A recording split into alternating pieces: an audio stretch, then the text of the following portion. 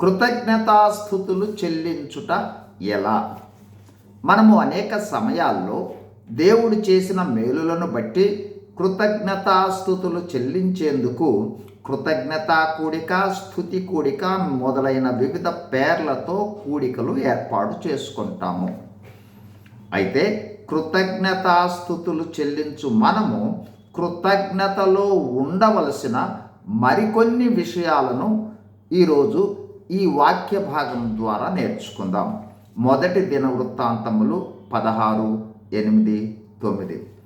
యెహోవాకు కృతజ్ఞతాస్థుతులు చెల్లించుడి, ఆయన నామమును ప్రకటన చేయుడి, ఆయన కార్యములను జనములలో తెలియచేయుడి, ఆయనను గూర్చి పాడుడి, ఆయనను కీర్తించుడి, ఆయన అద్భుత క్రియలన్నింటినీ గూర్చి సంభాషణ చేయుడి.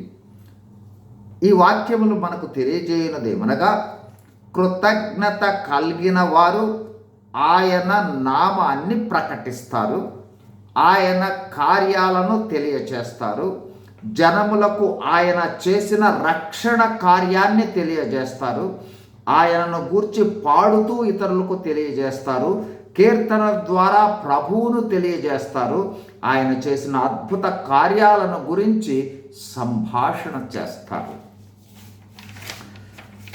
అంటే ఏ రూపంలోనైనా సరే తండ్రి అయిన దేవునిని, యేసుక్రీస్తు ప్రభువును వెల్లడి చేస్తారు. ఈ విధంగా దేవుణ్ణి వెల్లడి చేయుటయే సువార్త. రక్షింపబడిన వ్యక్తి తన రక్షణను, రక్షకుడైన యేసు ప్రభువును, రక్షణ ప్రణాళిక అమలు చేసిన తండ్రి అయిన దేవుణ్ణి వెల్లడి చేయుటయే సువార్త. అనుదినము రక్షణ సువార్తను ప్రకటించుడి. కీర్తనలు 96:2. అంటే రోజు సువార్త ప్రకటించాలి. ఎల్లప్పుడూ కృతజ్ఞతాస్థుతులు చెల్లించుడి. మొదటి తెస్సలోనికైలకు రాసిన పత్రిక 5:16. అంటే ఎల్లప్పుడూ సువార్తను ప్రకటించాలి. మరి మనము యేసు ప్రభు వారి రక్షణ సువార్తను గురించి ప్రకటిస్తూ ఉన్నామా? రోజు ప్రకటిస్తున్నామా? ఎల్లప్పుడూ ప్రకటిస్తున్నామా? రక్షణ సువార్తను ప్రకటిద్దాం, మన బాధ్యతలను మనము నిర్వర్తిద్దాం, అనేకులను రక్షణలోనికి నడిపిద్దాం. God bless you. Thank you.